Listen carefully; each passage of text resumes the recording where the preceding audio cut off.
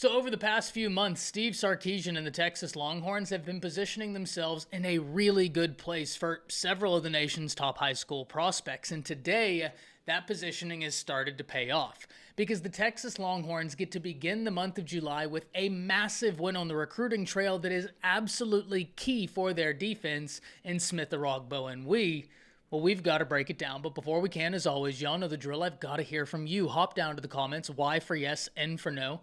Do you believe Texas recruiting is about to surge? And let me know what you're thinking. If you're new to the channel, be sure to subscribe. Hit that bell notification as I do constant college football content and you don't want to miss any of it. But having said all that, let's jump right into this. And what a way to begin the month of July. Not only are you officially now a part of the SEC, but you get to kick it off with some fireworks, getting a huge win on the recruiting trail that we're going to talk about why it's so key for the Longhorns specifically. But first, let's talk about Smith Orogbo and who he is. If you're a Texas fan, I'm sure you don't need an introduction, but as always, this is how we start these videos. If we look at the 24/7 Sports Composite, he comes in as the number 117 player in the nation, the number 13 defensive lineman, which, in fairness, we need to unpack here in a bit, and the number 21 player in the state of Texas, which absolutely blows my mind. Whenever I look at the top 300 players in all of high school football, it's always astounding to me how many are in the state of Texas. I'm sure Steve Sarkisian and the recruiting staff for the Longhorns love the fact that they don't have to go far to assemble a mega recruiting class. Really, they could stay within the confines of their state and do really well, but we know recruiting is far too national to be able to do that. You need to establish pipelines everywhere. Something Sark has done a really good job of doing and maintaining previous pipelines. But I said we needed to unpack his defensive line placement.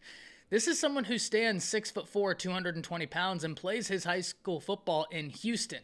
Now, the reason why I give you that height and weight, you might be sitting there asking yourself, 220, a defensive line, how does that work? Well, he is going to play edge for the Texas Longhorns, and that is a key addition. Whenever we talk about Texas's defense, we must talk about PK, and whenever we talk about PK, you need to understand what makes his defense work, and it's the Jack and X linebacker position. I'm sure all of you have seen it, but if you haven't, Texas Homer did a phenomenal video on this whenever PK was first hired as the defensive coordinator for the Texas Longhorns. I highly recommend you go check it out after you finish this video up right here. But because of that, it makes these wins for these edge guys all the more important. It's part of the reason why I said it was such a huge win that Texas got Colin Simmons a year ago. Yes, he's a 5-star, one of the best prospects in all of high school football, and you get to keep him home. That in and of itself is big. But it's even bigger when it's at a position of such need. And Texas has done a great job of recruiting to need. Whenever Steve Sarkisian and them first got there were offensive line woes, something they needed to address.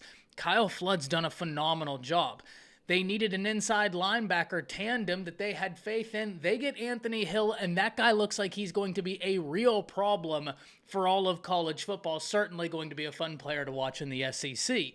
Then you need help at the edge position. What do? You get Colin Simmons, and you keep compounding that Colin Simmons win with wins outside of that. That way you build competitive depth. And that is exactly why this is so key. Because Orogbo is going to play the edge for Texas, and he plans to early enroll as I understand it.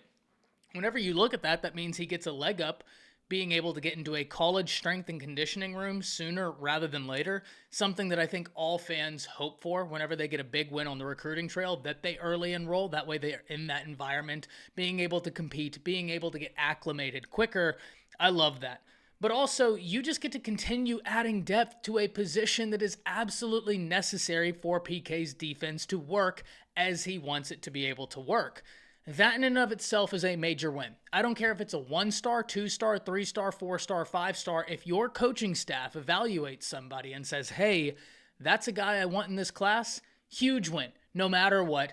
And Texas has got a big win. But then it begs the question, what's next for the Longhorns? Well, as we're presently sitting here talking about this, Texas ranks as the number 16 class in the nation with 13 commits. But as I alluded to in the intro, they've positioned themselves in a really strong place for several top prospects. And I don't think we're going to have to wait too much longer to see this recruiting class really start surging. They have really turned heads on visits. They've placed themselves amongst the leaders for several top prospects. And I think here, before too long, we're going to see the Longhorns class creep into that top 10. It's going to be very interesting to see where they end up. But I can't wait to hear from all of you. Hop down to the comments. Let me know what you're thinking. That's it. See ya.